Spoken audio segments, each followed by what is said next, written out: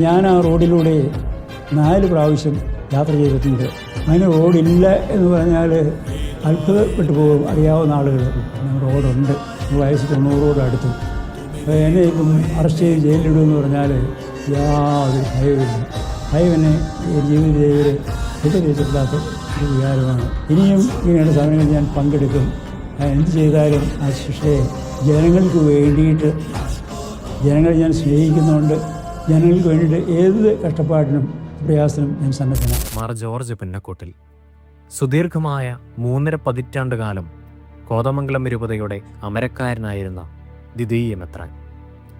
1936 September 13 Nagappuzha ഇടവകയിലെ തഴുവങ്കുന്നിലായിരുന്നു പിതാവിൻ്റെ ജനനം.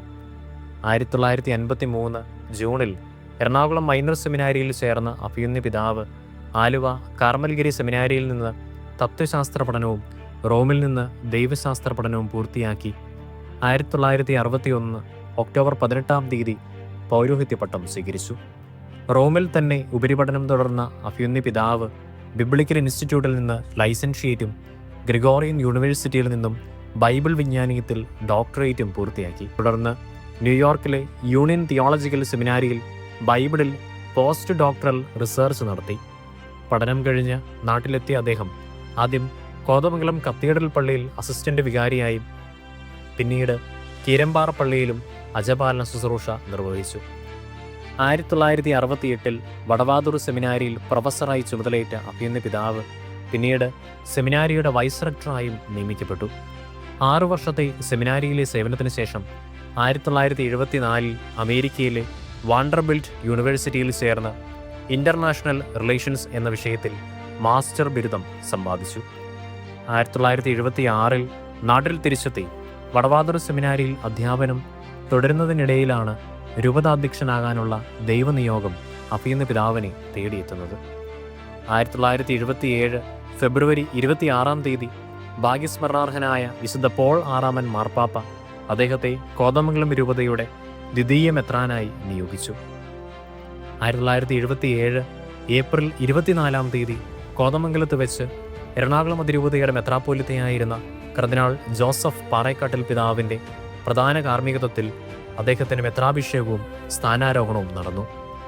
കോതമംഗലം രൂപതയുടെ പ്രഥമ മെത്രാനായിരുന്ന അഭിയുന്നമാർ മാത്യു പോത്തനാമഴി പിതാവ് ആരംഭിച്ച വികസന പ്രവർത്തനങ്ങൾ തുടരുന്നതിനോടൊപ്പം കാലഘട്ടത്തിൻ്റെ ആവശ്യത്തിനനുസരിച്ച് പുതിയ കാൽവയ്പ്പുകൾ നടത്തുന്നതിനും അഭിയുന്ന പുന്നക്കോട്ടിൽ പിതാവ് ശ്രദ്ധിച്ചു. ആത്മീയ പുരോഗതിയുടെ ഒപ്പം തന്നെ ഹൈറേഞ്ച് പ്രദേശങ്ങൾ ഉൾപ്പെടുന്ന രൂപതയുടെ എല്ലാ പ്രദേശങ്ങളുടെയും സമഗ്രമായ ഉന്നമനം ഉറപ്പുവരുത്തുന്നതിലും പിതാവ് പ്രത്യേകം ശ്രദ്ധ ചെലുത്തി. ജാതിമത ഭേദമന്യേ തൻ്റെ രൂപതയിലെ വിദ്യാർത്ഥികൾക്ക് പഠിക്കുവാൻ പുതിയ സ്കൂളുകൾ കെട്ടിപ്പടുക്കുന്നതിനും നിലവിലുണ്ടായിരുന്നവ അപ്ഗ്രേഡ് ചെയ്ത് വിപുലപ്പെടുത്തുന്നതിനും അദ്ദേഹം പരമ പ്രാധാന്യം നൽകി.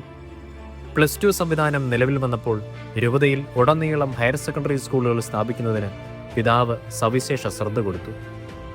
ഉന്നത വിദ്യാഭ്യാസ രംഗത്ത് കാലഘട്ടത്തിൻ്റെ ആവശ്യങ്ങൾ മനസ്സിലാക്കി വിവിധ കലാലയങ്ങൾ സ്ഥാപിക്കുന്നതിനും പിതാവ് പ്രത്യേകം ശ്രദ്ധിച്ചിരുന്നു.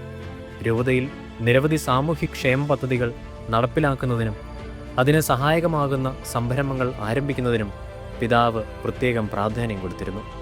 അഭിയുന്ന പിതാവിനോടൊപ്പം രൂപതയിലെ വൈദിക സമൂഹവും നിസ്വാർത്ഥമായി കൈകോർത്തപ്പോൾ കോതമംഗലം രൂപത എല്ലാ വെല്ലുവിളികളെയും അതിജീവിച്ച് 3-ാം സഹസ്രാബ്ദത്തിലേക്ക് കാലെടുത്ത് വെച്ചു. കോതമംഗലം രൂപതയിലെ ഹൈറേഞ്ച് പ്രദേശങ്ങളിൽ ഒരു രൂപതയ്ക്ക് വേണ്ട എല്ലാ അടിസ്ഥാന സൗകര്യങ്ങളും ഒരുക്കിയ ശേഷം ആ മേഖലയുടെ കൂടുതൽ വികസനത്തിന് ഒരു പുതിയ രൂപത ആവശ്യമെന്ന് കണ്ട് ഇടുക്കി രൂപത സ്ഥാപിക്കാൻ മുൻകൈയെടുത്തതും അതിൻ്റെ എല്ലാ ക്രമീകരണങ്ങളും നടത്തിയതും അഭിയുന്ന പുന്നക്കോട്ടിൽ പിതാവായിരുന്നു എന്നത് സ്മരണീയമാണ്.